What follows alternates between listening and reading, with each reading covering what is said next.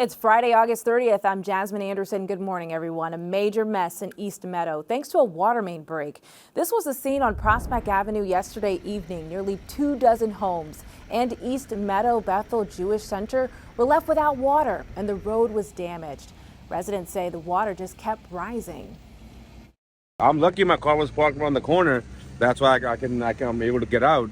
My wife's at work. She won't be able to come to the house. She has to park around the corner. But hey, you know what? It's a disaster, but it's okay. You know, everybody, as long as everybody was safe, that's all that matters. Officials are looking for the cause of the break. Repairs are expected to be completed today. Update on the flooding that ravaged residence halls at Stony Brook University. More than 50 students are without a dorm this semester. The university says the students will stay at a nearby hotel off campus. 2 resident halls were severely damaged during the storm, initially displacing hundreds. Our teams worked around the clock, and within 72 hours, were able to reassign all 476 students to various places on campus, working with local partners at Holiday Inn Express and working on shuttles and coordinating that. 50 buildings were damaged on campus during the storm, causing an estimated $22 million in damage. A record year for Long Island tourism. Spending hit $7.5 billion last year. That's up over 12% from 2022, according to travel and tourism forecasting firm Tourism Economics. Nearly 42 million people are estimated to have visited the island in 2023. Keeping summer alive in Suffolk County, the county says the beach at Smith Point County Park will stay open 2 weeks past Labor Day weekend. That means lifeguards will be on duty on weekends until September 15th. Hempstead Village is getting a major swimming pool upgrade. The village was awarded nearly $10 million from the state. The money will go toward renovating the pool facilities at Kennedy Memorial Park. It will cover replacing the bathhouse, concession building, and main pool. After nearly a century of serving Patch Hog, an iconic shoe store is closing up shop. Virginia Huey has a story. For fans of Richard York of Patch Hog Shoes, it's been a shocking week. After 97 years, it's a shame that they're closing. The iconic shoe store on South Ocean Avenue announced it's closing after nearly a century. 70-year-old Richard Siegel, the third-generation owner of the family footwear business, says the time is right for him to step into retirement. It's kind of daunting. It's bittersweet. Siegel's grandfather, David, opened the shoe store in 1927 and named it Richard York. Basically a made-up name that my grandfather came up with. Siegel's father, Robert, joined the business in the mid-1940s. Siegel has been working there since 1975. For 3 generations, Richard York has been the go-to for Long Islanders shopping for quality shoes in hard-to-find sizes. We carry a large selection of sizes and widths. We do a lot of business in people who need wider and extra wide widths, in addition to medium widths. Over the years, Siegel's stock of shoe styles changed, but one thing endured that helped make Richard York a shoo-in for success for nearly a century. Customer service. You know, we'll do everything and anything to help the customer get the right shoe they're looking for. I learned it from my father. I remember that quote that my grandfather said, always treat a customer like a guest in your home. That's basically what we do, just cater to them in any way possible.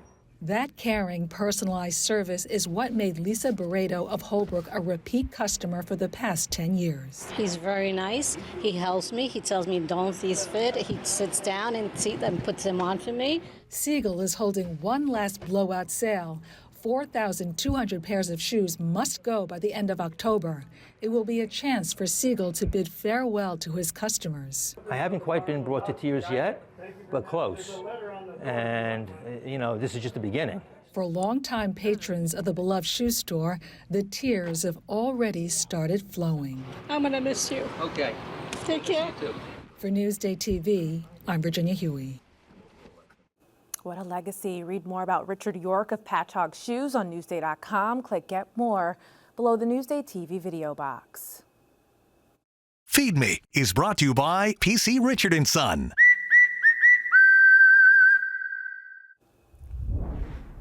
Keeping the summer vibe alive, Elisa DiStefano and Maria Elena Martinez show us where outdoor dining continues after Labor Day in today's FeedMe TV.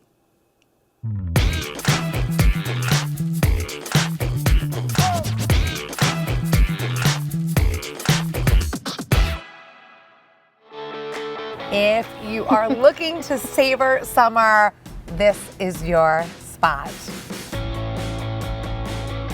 Dirty Taco and Tequila in Port Washington will continue to serve up seafood and vacation vibes. There are so many places on Long Island that are by the water and doing exactly what we did all summer long into October and November. So if you didn't check everything off of your bucket list, you still have time. Plenty! Dublin Deck in Patchogue, which is a tiki-inspired restaurant. Really, really cute, where you can get your beach on. And we also have the Clam Bar out east in Amagansett, which is kind of a stroll up, get your chowder, get your lobster roll kind of place, all outside. Dirty Taco is known for easy fusion Mexican. There's a lot of Asian influences, and so that's what they do best. The Brussels sprouts taco is a menu must-have. This is one of their best sellers since the beginning. And now I know why.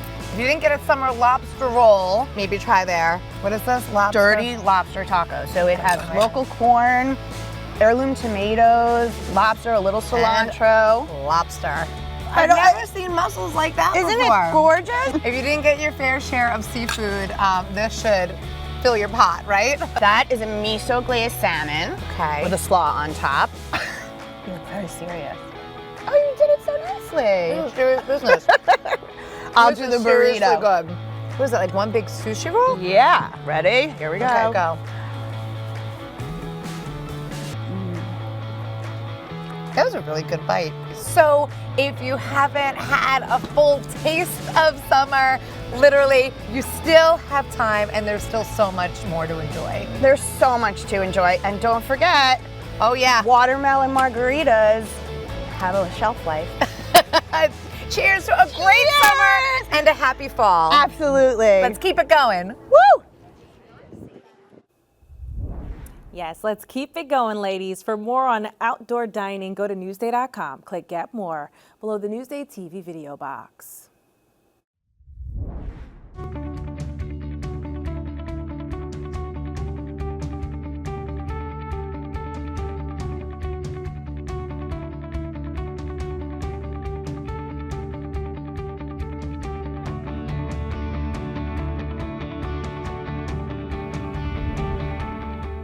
Checking out your hyperlocal Friday forecast. Some rain could slow your travel plans on this Labor Day weekend Friday. Here's a look outside at Conscious Point Marina in Southampton. Beautiful skies this morning. Some showers this morning for you, but skies will turn mostly clear this afternoon. Checking out your day planner, morning showers turning mostly cloudy this afternoon, highs in the 70s. Tomorrow, sun and clouds for your Saturday, highs in the upper 70s. Here's a look at your 7-day forecast. We could see some rain Sunday with plenty of sunshine headed our way next week.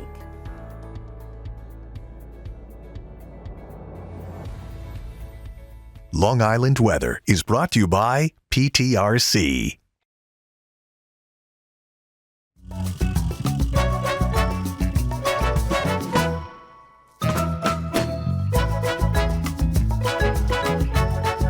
You're watching Newsday TV. I'm Ken Bufa. Saturday is National Matchmaker Day, and to celebrate, we are answering all your questions you've ever had about matchmaking. Joining me now is Maureen Tara Nelson, CEO of MTN Matchmaking. Maureen, you've been in this business for more than 2 decades. So what does the matchmaking scene look like here on Long Island?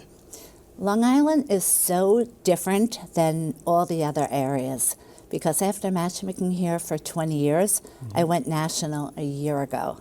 So on Long Island, it's a lot of young professionals that are entering the dating scene for the first time, and they want to raise the bar so that they don't waste any time.